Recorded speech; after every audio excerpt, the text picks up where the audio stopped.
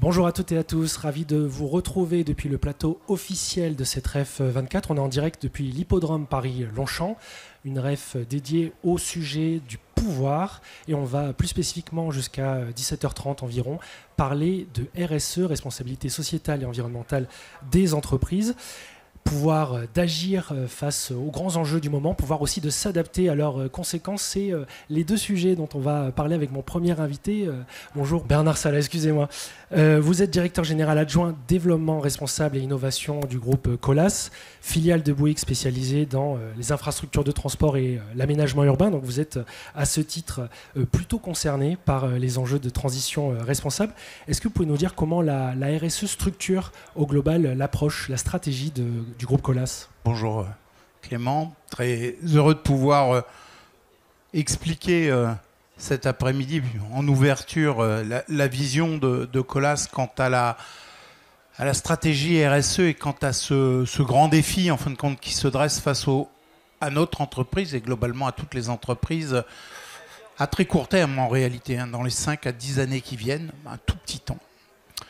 Ce qu'il faut avoir bien en tête, c'est que ces stratégies, elles ont été développées depuis déjà longtemps, et c'est tant mieux par nos entreprises, sans doute dans d'autres visions. Si on repense à la création de Colas, c'est quand même déjà réutiliser des matériaux, puisqu'on réutilise les bitumes issus du raffinage du pétrole pour en construire des routes.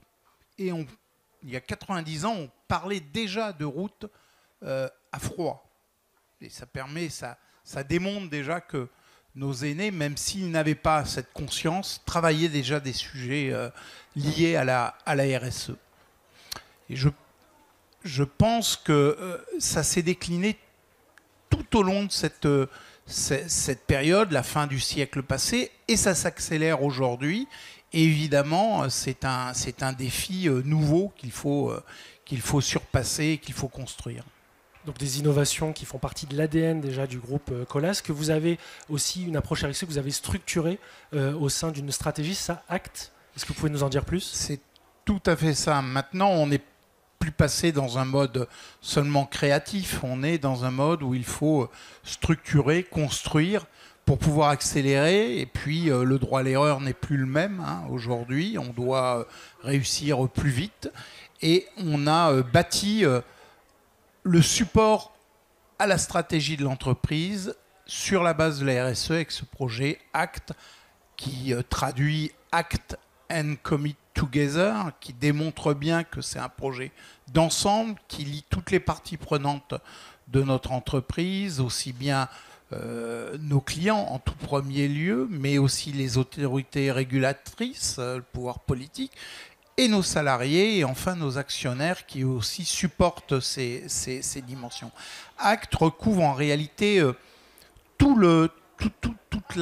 l'environnement à 360 degrés des actions que l'on doit mener, aussi bien au service de l'entreprise et de ses parties prenantes et de ses salariés particulièrement, mais aussi au service de son environnement, avec des actions qui doivent répondre à des enjeux de respect de l'environnement, de respect des ressources en matière première.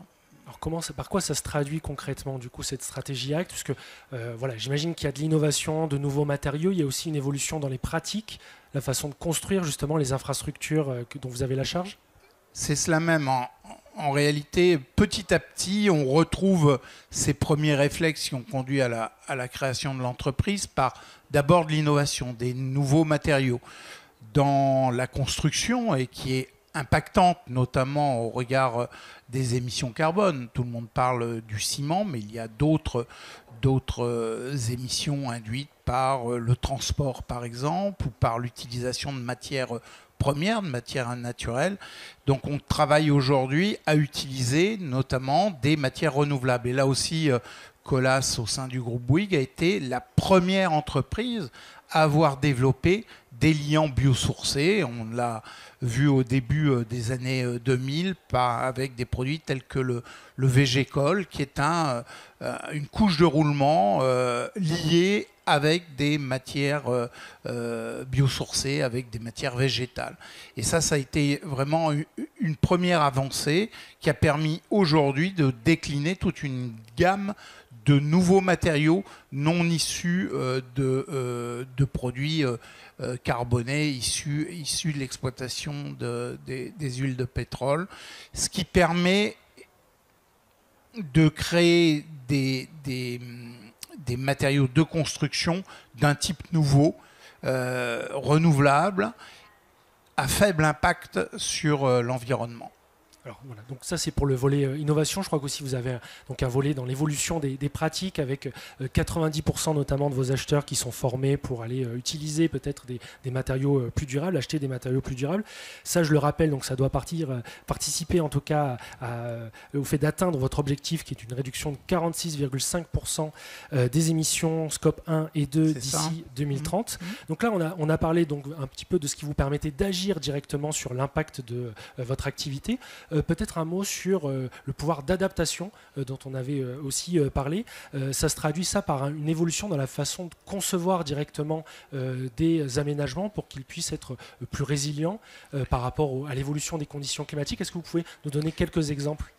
C'est clairement le second volet, puisque dans cette démarche de réduction de l'impact, eh bien, le mur s'approche extrêmement vite. On parle 2030, 2050, où on doit être carbone neutre. Et chacun sait que pendant cette période, il va falloir néanmoins continuer à faire tourner une économie, à se servir d'infrastructures, à permettre la vie pour les uns et les autres. Et nous réfléchissons donc sur comment on peut soit augmenter l'usage des ouvrages que nous construisions. C'est par exemple avec l'invention d'une solution qu'on appelle Wattway qui permet de produire de l'électricité, solution qui a été développée notamment aux Pays-Bas sur des pistes cyclables, donc qui permet un meilleur usage des pistes cyclables avec des solutions de recharge et de production d'énergie à destination par exemple des vélos. C'est aussi sur des territoires dans le sud de la France qui a connu des vagues de chaleur intenses durant ce mois d'août, à Ramatuelle par exemple, où nous avons aménagé la rue Georges Clémenceau pour abaisser sa température de l'ordre de 2 degrés, ce qui permet de la rendre effectivement plus utilisable, plus exploitable tout au long de la journée par les habitants, par les usagers, par les commerçants, par les promeneurs, etc.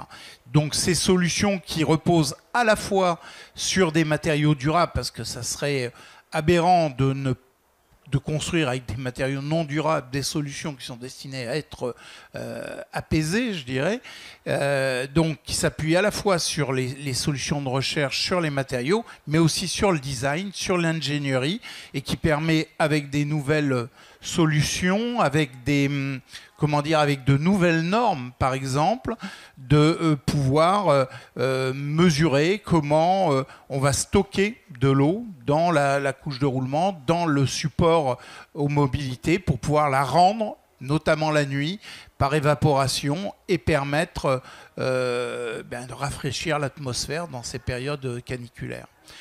Toutes ces solutions sont portées par de nouvelles réflexions à la fois normatives, de conception, d'ingénierie, et doivent aussi s'appuyer sur de nouvelles façons de financer ces projets. Oui, parce que voilà, il y a ce volet-là enfin dont on n'a pas parlé. Donc tous les projets que vous menez, il y a énormément de parties prenantes. Donc voilà, financeurs, politiques. Vous avez parlé aussi de tout ce qui était normes. Peut-être un mot sur les freins que vous avez encore à adresser afin d'aller plus loin, parce que voilà, vous venez de détailler les actions entreprises directement par le groupe Colas.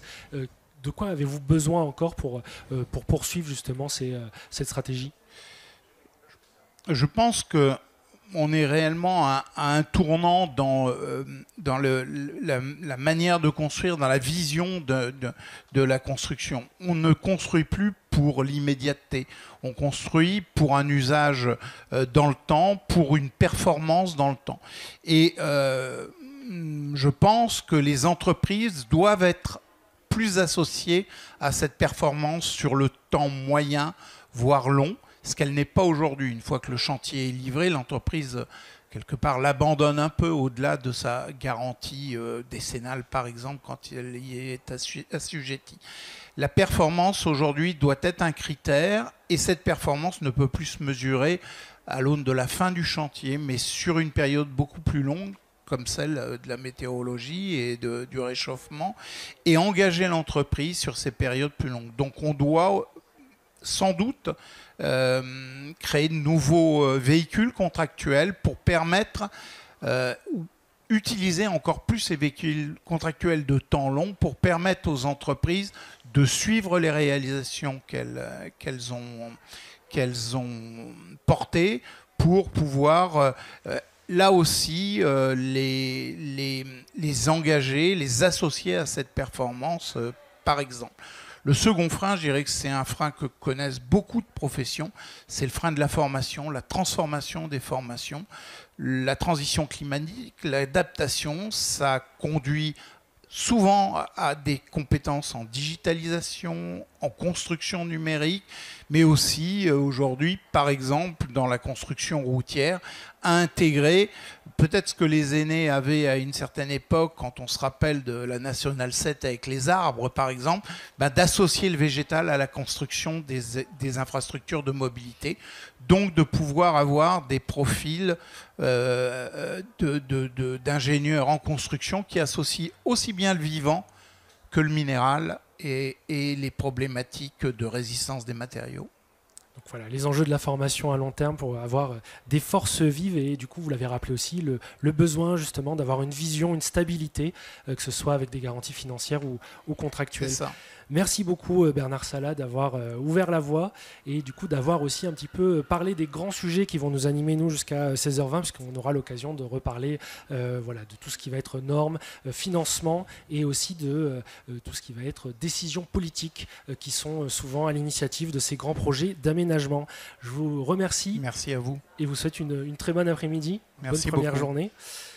Et nous on se retrouve donc dans une dizaine de minutes pour une nouvelle interview. Merci beaucoup.